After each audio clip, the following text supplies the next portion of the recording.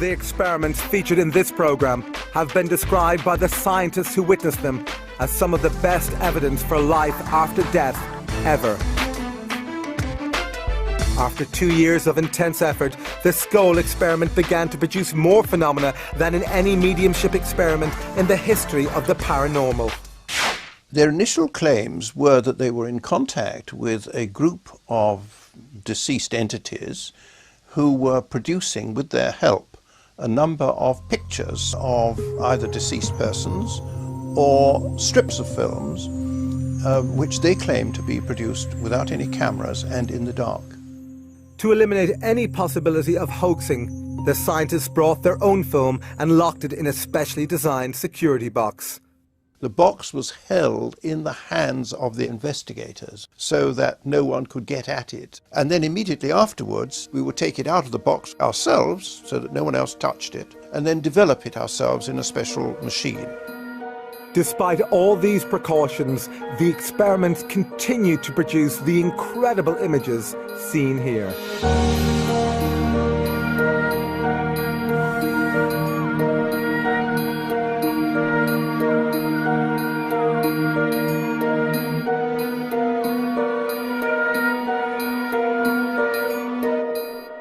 They were able to achieve whole lengths of film, sometimes up to as much as 4 feet, with various words, symbols, messages, all sorts of different things on that film. Other films contained poems in centuries-old German and fragments of Greek, Chinese, Hebrew, Latin, and even Sanskrit. The SCOLE group were ordinary people with no knowledge of these languages.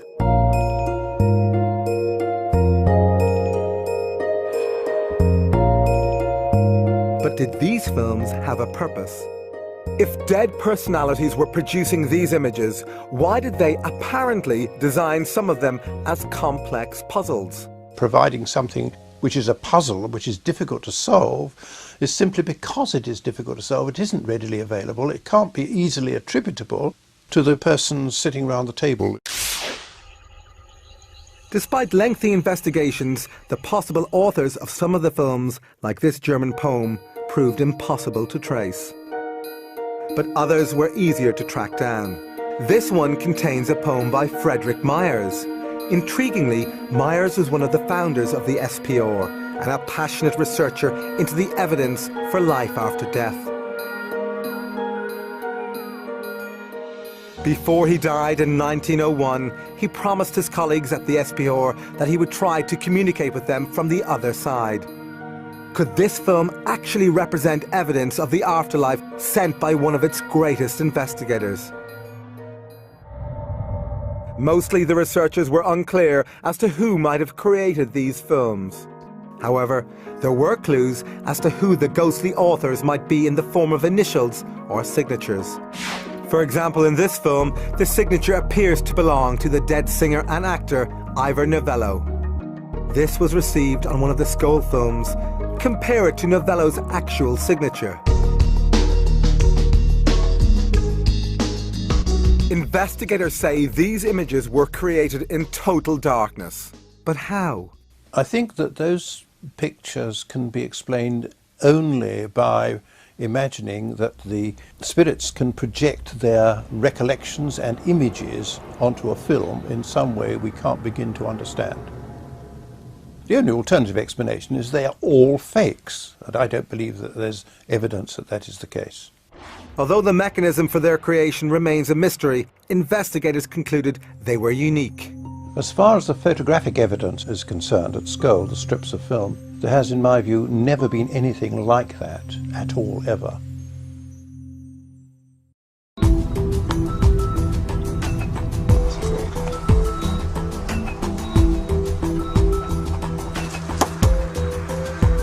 Spurred on by the photographic experiments, the SCOLE group began a series of video experiments called Project Alice, after Alice through the looking glass.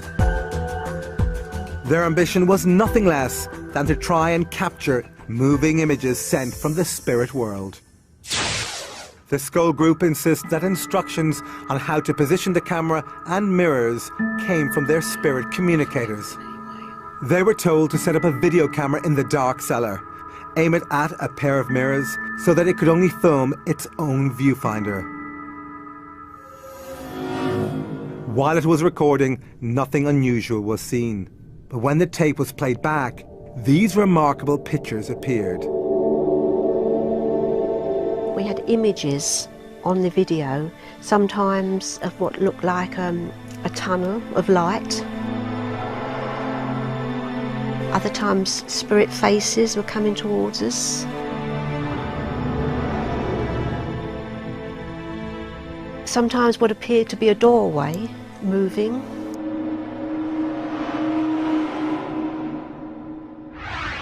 Skeptics claim these images were created by video feedback, occurring when a camera records its own output. But scientists have ruled this out. Video feedback doesn't produce this kind of result. As to what these extraordinary pictures represent, we can only guess, since their meaning was never explained to the SCOLE group. This video, also totally unexplained, appears to be a ghostly face with moving eyes. Later, a few video experiments were attempted in full light. Again, nothing unusual was seen during the recording. However, on playback, this unworldly figure appeared.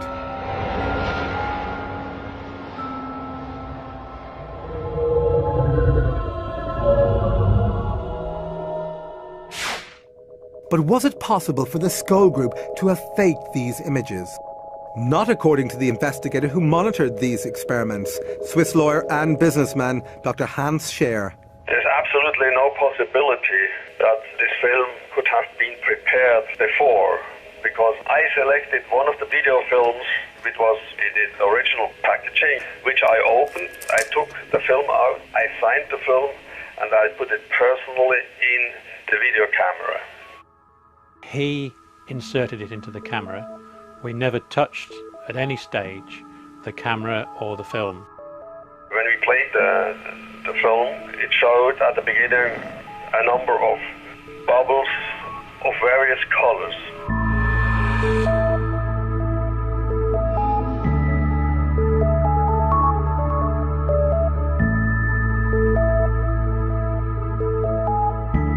But there was one particular bubble on there in which the face of a person appeared, and it was a man with spectacles.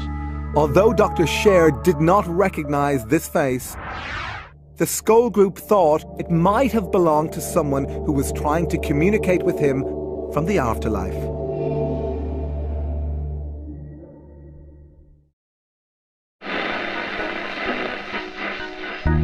Attempting to capture spirit voices via technical devices like radios and tape recorders has a long tradition that goes back to the last century. Today, there are tens of thousands of people around the world who say they have captured the voices of the dead on simple tape recorders.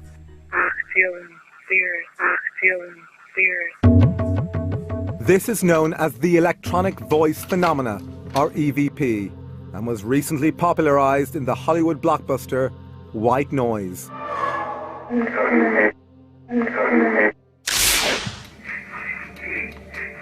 Despite the Hollywood treatment, EVP has been the focus of serious scientific investigation. One of the leading researchers is Alexander McCrae, an electronics engineer who has worked on communication systems for the space shuttle. He has been investigating EVP for decades. If somebody came up to me in the street and said, "There's nothing paranormal about EVP," I would say, well, I've done at least 20 years and hundreds of experiments, and I know that it is a paranormal effect. Now, how many experiments have you done? But skeptics insist that EVP is nothing more than the random pickup of broadcast signals like radio and TV.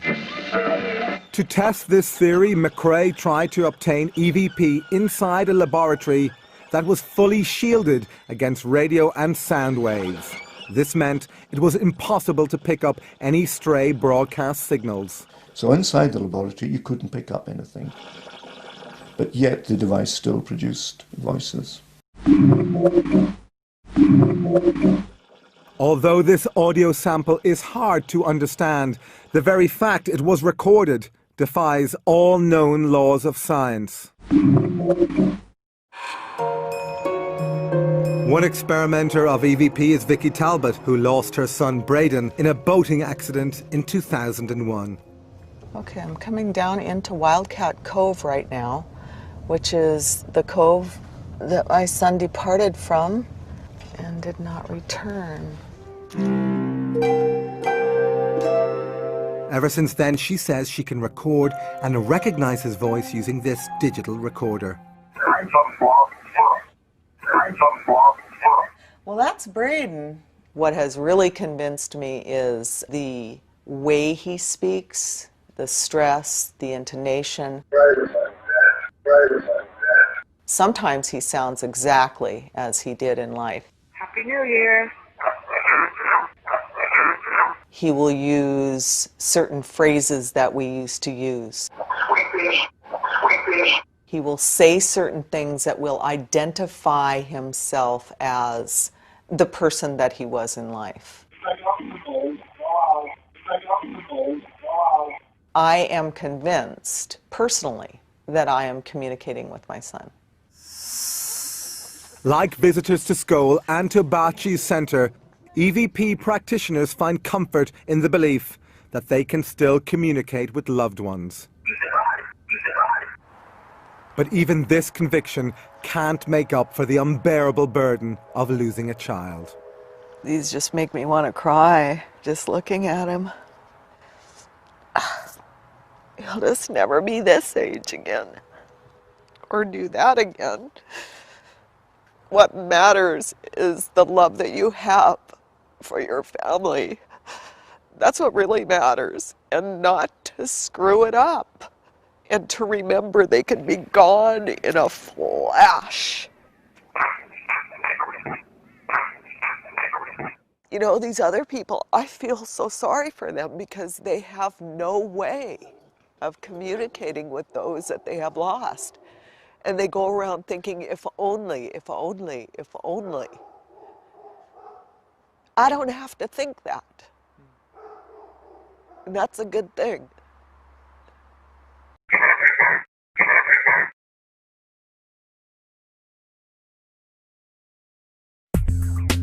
Although EVP provides some comfort to the bereaved, practitioners say that the voices are often unclear, always one way, and frustratingly short.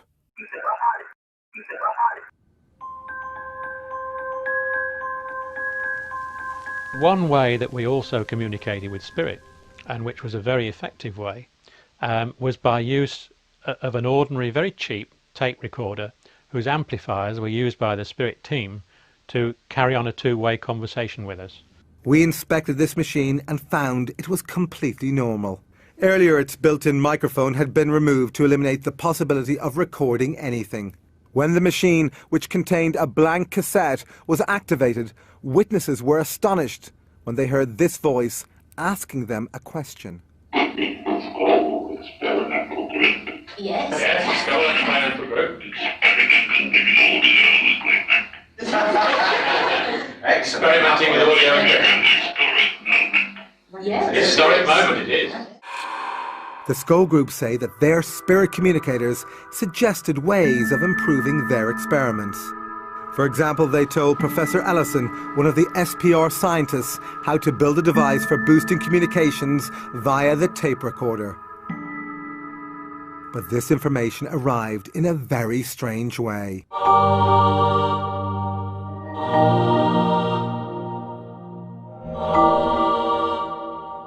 These images appeared after an unexposed film locked in the security box was later processed by the scientists. The scientists speculated about who was providing this technical information. Then initials at the end of the film seemed to have solved this mystery. I wrote to the Edison Memorial people in America, and they sent me a copy of one of his letters, which contained his initials, which looked almost identical to the signature on this film. This matching set of initials convinced the researchers it was Thomas Edison providing this information. Not only was Edison the world's most famous inventor, he also had an enormous interest in the possibility of an afterlife. His intention to build a machine that could communicate with the dead made headlines around the world, but he died before being able to build it. Is it possible that through the SCOLE group, he finally achieved this aim?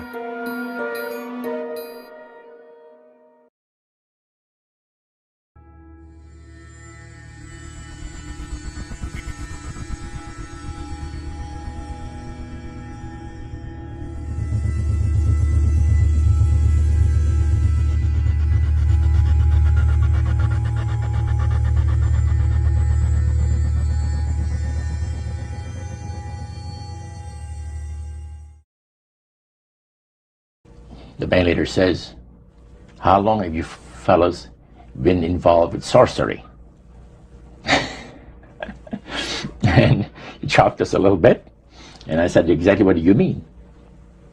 "Well," he said, "you know, what you people are doing, talking to the supposed spirits of the dead." He says, this is silly."